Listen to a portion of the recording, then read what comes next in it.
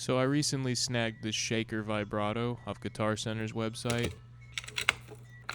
It was listed used and pretty affordable for no longer being in production. Oh, it doesn't work.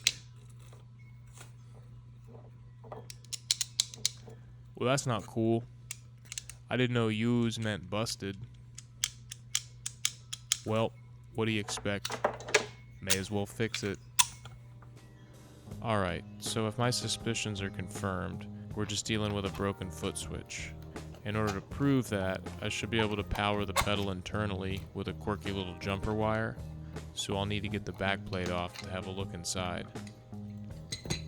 And that's an interesting find. Before filming, that 9V was wrapped in its factory cellophane, which I removed off camera to check the voltage, and it was indeed fully charged, which hopefully means nobody has ever looked under the hood until now. So now that I've removed the plastic PCB shield, I can access the switch terminals and try to give this puppy some power. So if we take a closer look, I'm going to force a connection between pins 1 and 2. And oh, I just heard a click. Look at that. We got power. Power to the pedal, baby. Okay, and once more to turn it off. Oh, it stayed on because it clicked twice. Gotta just get the one click. There we go. Now it's off. And that's a latching switch for you. So I'm definitely gonna have to install a new one. In order to do that, I'll have to continue the teardown so I can remove the entire PCB to get a look at the old switch so I can find a match. Once I remove the hardware from the audio jacks, I'll move on to the knobs.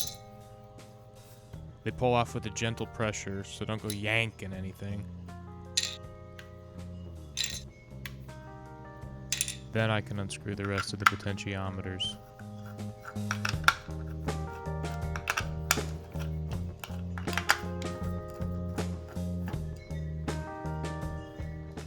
Alright, I wonder if there's a better tool out there for this. Let me know in the comments. But I just used some needle nose to fit those little grooves to back out TC's special foot switch fastener. And voila, now everything can come loose. After Googling the markings stamped on the housing, I found these Taiwanese switches made by Alpha listed on Mauser.com, but I couldn't find the exact silent latching series that TC originally used. I found a clicking one that is dimensionally equivalent. So that's what I'm gonna use.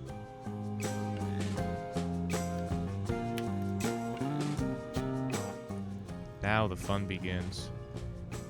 Here's where I have to desolder each of the terminals to the switch. I'll get the old solder flowing with a bit of new solder, then I'll extract it with a solder sucker. This is a delicate process that I'm sadly not nimble enough to finesse on camera yet, so we'll have to jump ahead to once I get it out.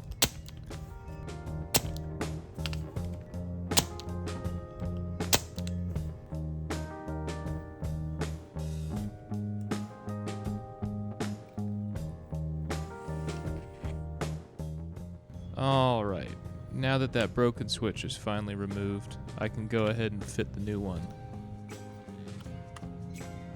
It's a real snug fit. Ooh, I like it. Let's do a quick dry fit power test and see what we got. Heck yeah. It's doing what it's supposed to. Let's solder it in place.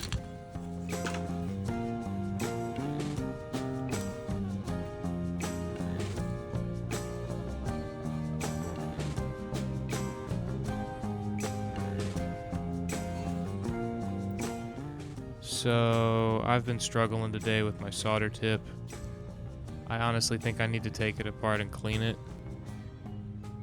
Usually with flux core solder, I can tin the tip with enough to make a joint, but today it just doesn't wanna.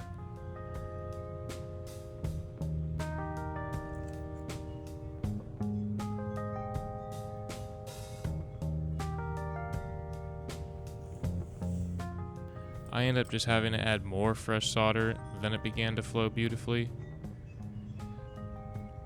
So I'll go back and clean up that messy first joint. Another problem with it is that in the process of removing the old switch, half of the solder pad on pin 1 got destroyed.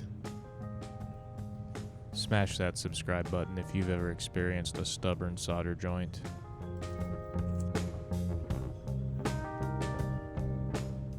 Yeah, that's much better now. Now that I got my flow going. Pun intended.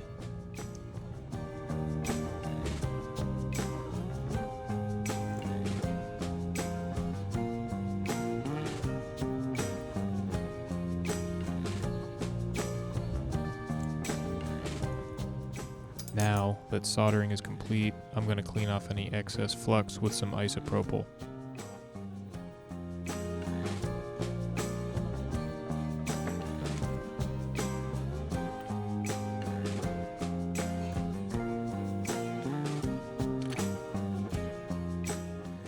Don't want to forget that little threaded spacer that was salvaged from the old switch.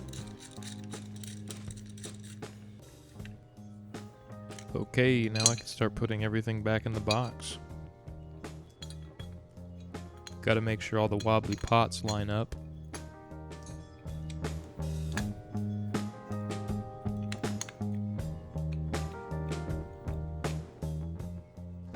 Screw on the foot switch fastener and tighten it up.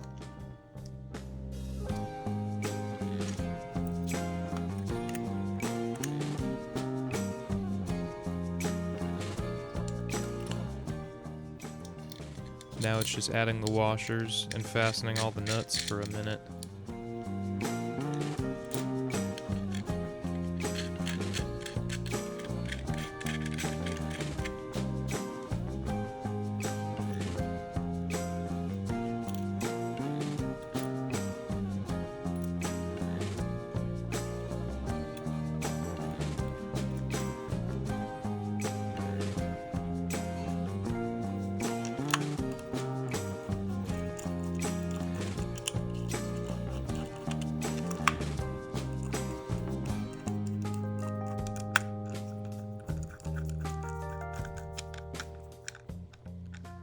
Okie doke. Time to place the knobs back on their shafts. Smush them down a little bit. Ooh, that one was snappy. Lastly, we can put our PCB shield back on and close the lid.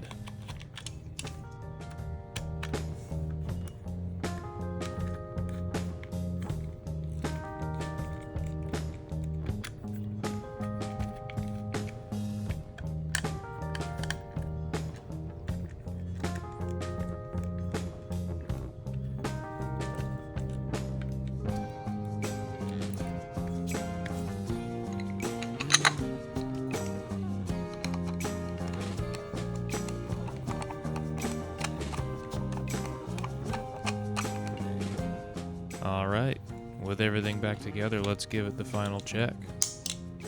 That was weird. What's the deal with that? Ah, you know what I forgot? Some digital circuits have a little power latency. I just have to wait a sec. If I unplug the pedal while powered and plug it back in, you can see this in action. Bingo. Yeah, everything works fine. Time for the moment of truth. Let's finally hear how this thing sounds.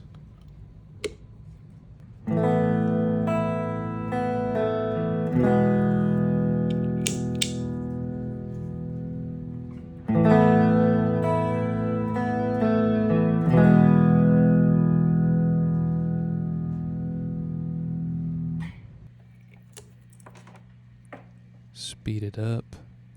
Make it less deep.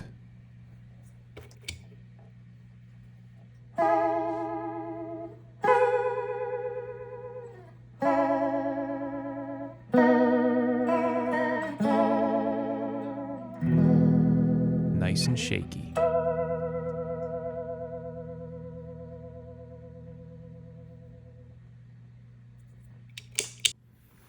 All right, thanks for tuning into Gear Surgery. If you enjoyed the video, don't forget to give it a thumbs up, Drop a comment below with your thoughts or questions, and hit that subscribe button so you don't miss any future gear surgery. We'll see you on the next one.